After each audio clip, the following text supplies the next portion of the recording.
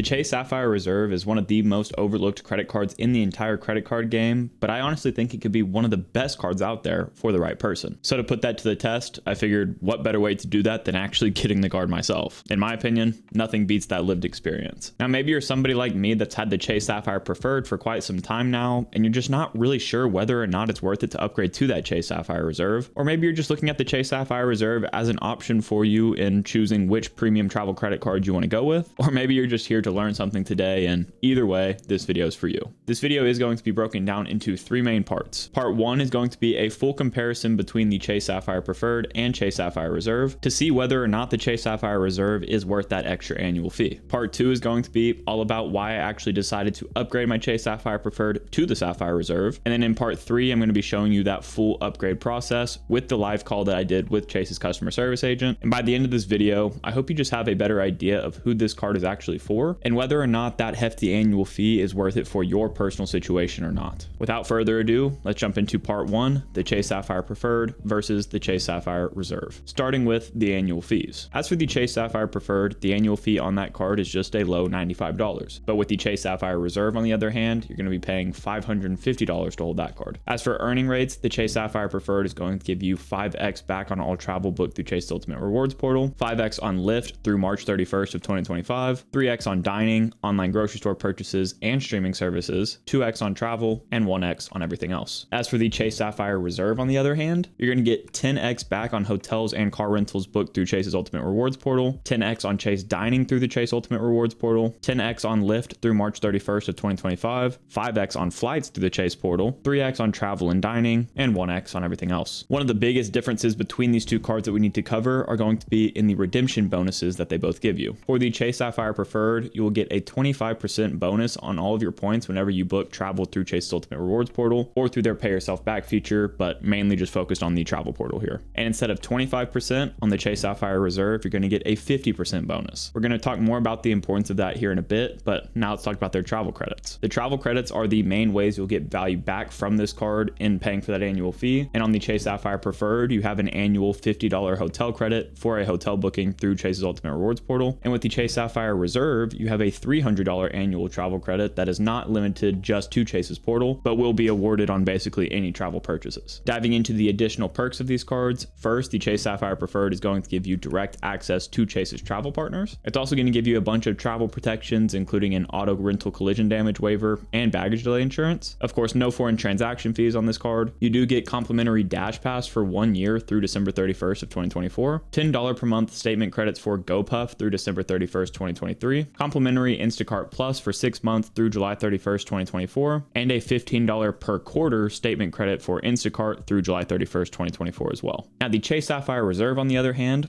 obviously with its higher annual fee, is going to give you more additional perks. So it's going to give you basically everything that the Chase Sapphire Preferred gave you, but more, including the following. First, it's going to give you Priority Pass lounge access, and that is through a Priority Pass Select membership that actually gives you full access to the restaurants and spas as well, which is a big perk for the Chase Sapphire Reserve compared to a card like the Amex Platinum or the Venture X. It's also going to give you Chase Sapphire lounge access as well. We'll talk more about those in a little bit. Up to a $100 statement credit for Global Entry, TSA PreCheck, or Nexus every 4 years, access to their luxury hotel and resort collection, National Emerald Club executive level membership and discounts. This is actually their second highest tier and generally requires either 12 different paid car rentals or 40 paid rental days in a calendar year. I do want to note that if you have Hertz President Circle status from a card like the Capital and Venture X, you should actually be able to match that status to National's highest tier. So I would do that instead of using the status that comes on the Chase Sapphire Reserve. Just a quick thing to keep in mind. You also get Avis Preferred discounts, but actually no extra status. And once again, if you have that same Hertz President Circle, you can status match that to Avis too and get their highest tier, I believe at least. So definitely go that route if you haven't yet. You also get a complimentary Lyft Pink membership for 2 years, which also comes with Grubhub Plus for a year if you just connect the accounts. You get that same complimentary Dash Pass for at least 1 year through December 31st of 2024, but you will additionally get a $5 per month statement credit for DoorDash while enrolled in Dash Pass through that same December December 31st of 2024. As for Instacart benefits, you're going to get that Instacart Plus for a full year rather than 6 months on the Chase Sapphire Preferred. And instead of a $15 per quarter statement credit with Instacart, you get that monthly with the Chase Sapphire Reserve. And lastly, it is a Visa Infinite credit card, while the Chase Sapphire Preferred is a Visa Signature. So you get some added benefits because of that as well. Now let's move into part 2, which is why I'm upgrading. I want to preface this part by saying that the Chase Sapphire Preferred is an amazing beginner travel credit card that I think a lot of people never really need to graduate up from. But at the same time, I feel like a lot of us have just written off the Chase Sapphire Reserve in our minds with all the other options we have out there. But at the same time, the Reserve can provide you a ton of value if you are, the right person for this card, which I believe that I am. To see why I say that though, let's just break down the differences between these two cards so you can see the kind of value you would get from the Reserve if you did decide to upgrade. As for the earning categories, first you're going to get an additional 5x on hotels and car rentals booked through Chase's travel portal with the Reserve compared to the Preferred. And if you're booking a lot of trips in cash, this can be extremely useful. For example, if you had the Chase Sapphire Preferred and booked a $1,000 trip through Chase's portal for a hotel, with the Preferred you would have gotten 5,000 points for that booking, but with the Reserve now you're getting 10,000 points, and at a 1.5 cent per point valuation of Chase points with your Reserve, that's a minimum $75 difference just for having the Reserve compared to the Preferred. So that already starts to just chip down that annual fee. Of course, I would recommend that you should probably be using your points to book your trips rather than cash if you have, travel credit cards like this. But every once in a while, cash bookings make a lot of sense, and to get 5 additional points on those categories by using the Reserve can actually be pretty big. You also do get access to that 10x back on Chase dining, which honestly, I'm probably never going to use. So unless you know that you would do that, it doesn't really count towards lowering that effective annual fee, but it is there. You do get another 5x points boost on Lyft purchases as well with this card. At least that is through March 31st of 2025. And with the Lyft Pink membership that this card gives you, that's just more free value. And it's definitely a perk that I'll be taking advantage of at least. And you're also going to get an additional 1x boost on that just general travel category on the Reserve. And while that doesn't sound like much, that travel category is very broad. And if you're putting a lot of purchases in that travel category, 1x back over the course of a lifetime with this card could actually make a big difference. What you are missing out on though, by having the Reserve and not the Preferred, is the 3x back on online grocery store purchases and 3x on streaming services. This actually doesn't impact me at all because I use my Amex Gold card for all of my grocery store purchases. And for streaming services, I probably put a max of like $50 on my card every single month for streaming services. So I'm only missing out on 100 points every month because of that. And that's honestly something that I'm okay to let go of with all the other perks that this card gives you. Now, I did tell y'all we would get back to talking about the redemption bonuses between these two cards, and that difference can actually be a lot bigger than you think. This is also, making the assumption that you book at least some trips through their portal every single year. And for me, this is something that I'm very comfortable with doing, especially when, for example, the hotel that I'm trying to book is not actually one that you can transfer points to, but is part of its own kind of system, only through the portals. Getting a 1.5 cent per point redemption for those bookings is great in my opinion. But to make it a more concrete example for you again, let's take another $1,000 trip that you are going to book through the Chase portal. If you were to have booked that trip using your Chase Sapphire Preferred, it would have costed you 80,000 points. But with the Chase Sapphire Reserve, it would have only cost you 66,000 points. That's a saving of 14,000 points, which is a minimum of a $210 savings just for that one booking with a point valuation of 1.5 cents per point. So obviously, if you just combine that with the $300 annual travel credit, right there, you're already basically making back the full annual fee on the card. So assuming you're traveling pretty frequently, that should not be an issue for you and you should be able to get positive value from it. I want to give you another example too, one that I actually shared on my channel before, a big redemption that I made with my Chase Sapphire Preferred that would have definitely been better done through the Reserve. That of course is going to be for my MacBook Pro that I ordered. To give you the quick synopsis, obviously you can go watch that video after this one if you want, but Chase was running a promo with Apple that basically let those boosts that your cards gave you apply to Apple products as well. So just to give it round numbers, we're going to say that MacBook Pro was worth $2,700. Using my Chase Sapphire Preferred, I needed 215,000 points to make that redemption. Yeah, it was a lot. But if I used the Chase Sapphire Reserve, I would have only needed 180,000 points. That's a 35,000 point savings, which at a 1.5 cent per point redemption rate, once again, is worth $525 for that one redemption. Now, of course, that was a one-off redemption that I don't even necessarily recommend that other people do. But if I would have just made the change and upgraded to the Reserve earlier, I could have saved myself a good amount of points. Now let's talk about the lounge access between these two cards. So obviously the Chase Sapphire Preferred gives you no airport lounge access, but the Chase Sapphire Reserve does. First, as I mentioned earlier, it gives you full access to Priority Pass, not only their airport lounges, but their restaurants and spas and all of that as well. Other premium travel credit cards out there are going to give you a Priority Pass Select membership, but the only ones that also give you full access, at least from what I could find, is the Ritz-Carlton credit card and the Bank of America Premium Rewards Elite credit card. The US Bank Altitude Reserve might. I actually couldn't find that online, so if y'all have that card, let me know down below if it gives you full access. But the moral of the story is that barely any credit cards give you full access to Priority Pass, so this is a very good benefit with the card. Plus, as I said earlier too, the Chase Sapphire Reserve gives you access to the Chase Sapphire lounges. Currently, they only have 2 open right now, one in Boston and one in Hong Kong, but from what I've heard, they're both very nice. And they also have one coming to Las Vegas, New York City, LaGuardia's airport to be specific, Philadelphia, Phoenix, and San Diego. From a consumer's standpoint, seeing how Capital One and Chase have been fighting to make better and better lounges to,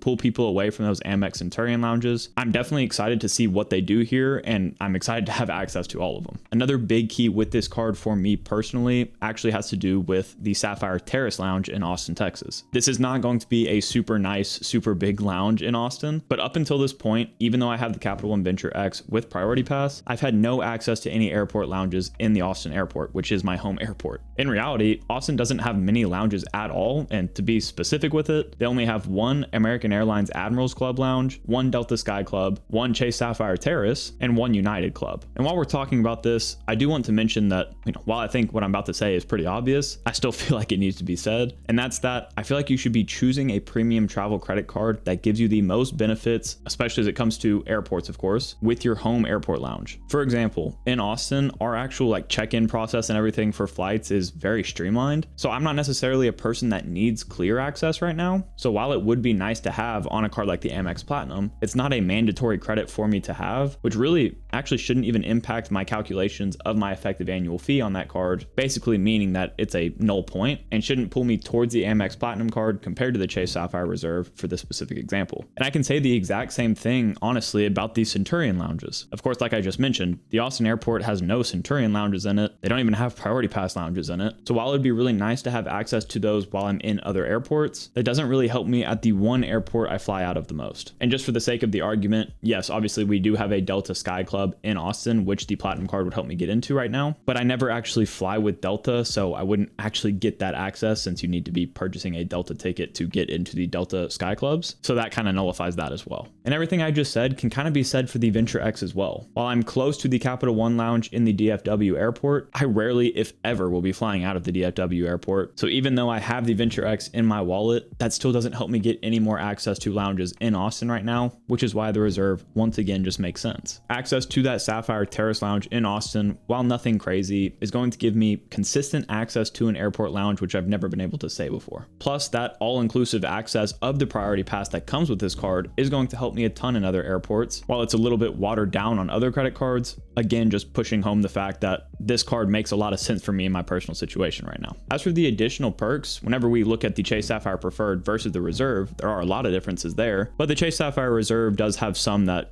overlap a lot with the other premium travel credit cards. So I'm going to try to talk about the ones that don't overlap as much. The first one being that Lyft Pink membership for 2 years. I think this is actually extremely valuable. I think it's valued at something like $200 per year if you use it consistently. So once again, if you do value it that highly, that's just chipping down at that annual fee even more. And with that Lyft Pink membership, like I mentioned earlier, you also get a Grubhub Plus membership for a year, which may not sound amazing, but considering I have the Amex Gold card and use Grubhub at least once a month, now I can actually maybe order some Grubhub delivered to me instead of me going to pick it up, because I will have stuff like those delivery fees wiped, and that Grubhub Plus membership actually will come in clutch for me. Plus, I also believe that that's valued at about $120 per year, so once again, just more value. The Avis and National Car Rental benefits, while they're not, super amazing, this card also gives you that primary CDW for, rental car protection, and no matter who you're booking a rental car with through their portal, you're going to get 10x back on those purchases, which rivals all of the other premium travel credit cards out there. So if you book rental cars in cash instead of maybe booking on a card like the Capital One Venture X, you can use your Hertz status or whatever status you've matched to from Hertz in the Chase Ultimate Rewards portal and get 10x Chase points on all of those purchases, which is very valuable in my opinion. There are also some Instacart benefits. Like I mentioned, the $15 per quarter goes to $15 per month with the Instacart credit. credit, and you get Instacart Plus for longer. Plus you get some added DoorDash benefits, mainly just that $5 per month statement credit. And while those perks are nice, I probably would use those a lot less, but maybe for you, that's another, $240 or whatever off of your effective annual fee, depending on whether or not you would have paid for Instacart Plus and that Dash Pass before having this card or not. Now, even though I've kind of touched on this already, I wanted to do a dedicated section real quick on why I decided to go with the Chase Sapphire Reserve versus the Amex Platinum or the Venture X as my dedicated premium travel credit card. Starting with the Venture X, as y'all know, I do already have that credit card, but the reason that I still think that the Chase Sapphire Reserve is valuable in combination with that card is because I don't really think that the Venture X is a true premium travel credit card. I think it's a great in-between between the Chase Sapphire Preferred and the Chase Sapphire Reserve, and it does really easily cover its annual fee on its own every single year, but your upside with that card is honestly pretty limited in my opinion. For example, that $300 annual travel credit on the Venture X is only good through the Capital One travel portal, while on the Chase Sapphire Reserve, it's for basically any travel purchases. On top of that, the Venture X's earning categories are really only good through the Capital One travel portal, besides the 2x back on miscellaneous purchases, which is really nice to have, but to make it an all-encompassing travel credit card to be locked into one portal is not ideal. The lounge access that the Venture X gives you is honestly pretty good, especially because of Capital One's lounges, and the fact that the authorized users on that card get the same lounge access for free, but the Priority Pass Select membership on that is not unlimited like the Chase Sapphire Reserve, and I'm rarely ever going to be traveling through a place with a Capital One lounge, so while that perk is nice to have, it's not extremely helpful for me. I do hope that they add a lot more though, because I'd like to be able to go to more Capital One lounges in the future. Now, after saying the negative things about that card, I want to reiterate that I think that this card is amazing still, and I can actually justify having both of these cards because of how easy it is to get value from the Venture X. All you really have to do is book one trip through the Capital One portal every single year for, at least worth $300, because that annual travel credit in combination with the 10,000 anniversary miles you get on that card are going to cover the annual fee for you every single year. Plus, I also like using the Venture X as a catch-all card, and it gives you Hertz President Circle status, which honestly is a really nice thing to have, not only with Hertz obviously, but because of all those status matches I had mentioned earlier as well. Now, as for the Amex Platinum card, on the other hand, I actually would already have this credit card if Amex hadn't thrown me in pop-up jail back when they had that 150,000 point offer floating around a few months ago. I do still think that one day I'm going to add the Platinum to my setup, but considering right now I could get the Chase Sapphire Reserve in my wallet without actually adding a card account to my credit report, helps me to guard my 524 status, and that makes me a lot happier than applying for the Amex Platinum right now. Whenever I do add the Platinum though, I want to make a full video about what I'm going to do with my other premium travel credit cards, because holding the Platinum with the Chase Sapphire Reserve and the Venture X, that could be a lot. That could be overkill for sure. So if you want to see that video when it comes out, definitely be sure to subscribe down below. If you are somebody though that's trying to decide between the Chase Sapphire Reserve and the Amex Platinum card, the first thing you need to do is check what credits and benefits each card gives you and see which ones fit with your lifestyle more. Of course, generally the Amex Platinum card is going to give you the most upside and the higher number of perks, but if you're somebody like myself who really does love the Chase ecosystem, or you're somebody that gets some kind of elevated value from the added travel benefits on the Chase Sapphire Reserve, for example, the all access Priority Pass Select membership, or maybe you have a Chase Sapphire lounge in your home airport, maybe the Chase Sapphire Reserve could actually be a better fit for you. Or maybe, like me, you're going to want to try both over time as well, because the more welcome bonuses, the better, right? I also want to cover real quick what the cons are of doing this. First off, I would not recommend making this product change if you are about to come up on your 4-year anniversary with your Sapphire credit card. The reason I say that is because every 4 years, you are eligible for a new sign-up bonus on one of the Sapphire credit cards with Chase. But if you have, a couple of years until you're able to get that bonus again, there's really no harm in product changing to it in the meantime, because once that 4-year mark does hit, you can just downgrade the card to a Freedom card like you would have the Chase Sapphire Preferred and reapply for either of the Sapphire cards, whichever one you want the perks on right away. Do remember though that if you were to reapply for the Sapphire Preferred first, you'd have to wait a full year before product changing to the Chase Sapphire Reserve, because that is the rule for that product change eligibility. Also, on the product change front, I want y'all to know that they do prorate your annual fee based on when you paid the annual fee on your Chase Sapphire Preferred, so you're not going to be missing out on any value there. The only value you would miss out on by doing the product change early is that you would miss out on the $50 annual hotel credit on the Chase Sapphire Preferred if you didn't use it before the product change. So definitely use that before if that actually fits your travel habits. Now let's dive into part 3, which is the upgrade process. So before I even got to calling Chase at all, I already knew that I was eligible for the product change because I had my Chase Sapphire Preferred open for over a year. Like I just mentioned, if you tried to make this product change before your 1-year anniversary with the Preferred, they would just deny you for it. But Based on what I can tell, that's actually the only restriction in not letting you get this product change. I don't believe you need a $10,000 credit limit on your Chase Sapphire Preferred before the product change, even though the Chase Sapphire Reserve is a Visa Infinite. But since I already had above a $10,000 credit limit, I can't necessarily confirm that. But if you have experience that contradicts that, definitely leave that below. But since I knew I was eligible for it, I was ready to make the product change. And before I even did that, I actually called to see if they had any upgrade offers on my account for me. To save you having to listen to our pretty boring conversation, what I learned from the customer service agent is that apparently they just do not do upgrade offers from the Preferred to the Reserve. She said she had worked there for 9 years and had never seen that happen, so I guess it's just literally not a possibility. That was definitely a bummer, but still I guess good to share on the channel with y'all. But on that call, I learned a few other helpful things too. First of which being that, yes, they do prorate your annual fee for you based on when you paid that Chase Sapphire Preferred annual fee, so that's nice. And then second to that, I also found out that they will charge you your annual fee on the first billing cycle with your new card. So after that conversation, I did not go ahead and make the product change right away because I had one more thing I wanted to do first. What that thing was that I wanted to actually request a credit limit increase on my Chase Sapphire Preferred before making the product change, not because I had less than a $10,000 credit limit, but because I knew that they could actually deny me a credit limit increase, but they could not deny me the product change. So before I made any big changes to my account in that product change, I wanted to lock in that credit limit increase first. And yes, I do have a video coming out about not only that credit limit increase, but a few other ones, all in the same video, which was inspired by my buddy Joshua Butler, but that video is going to come out, I think, in a few weeks. Also, shout out to Stan the Credit Frog, who helped me think through that process, which one I should do first, the credit limit increase or the product change, because I honestly wasn't too sure which way I was going to go, but he helped me come to that decision. And obviously it was a good one because I ended up getting my credit limit increased about $6,000 in that process. So finally, now we've gotten to the point where I understand I'm not getting an upgrade offer and I got a credit limit increase on the card. So now it was time to make the final call for that product change. And instead of me just talking you through it, I'll let y'all listen in to that live call that I had just a few days ago.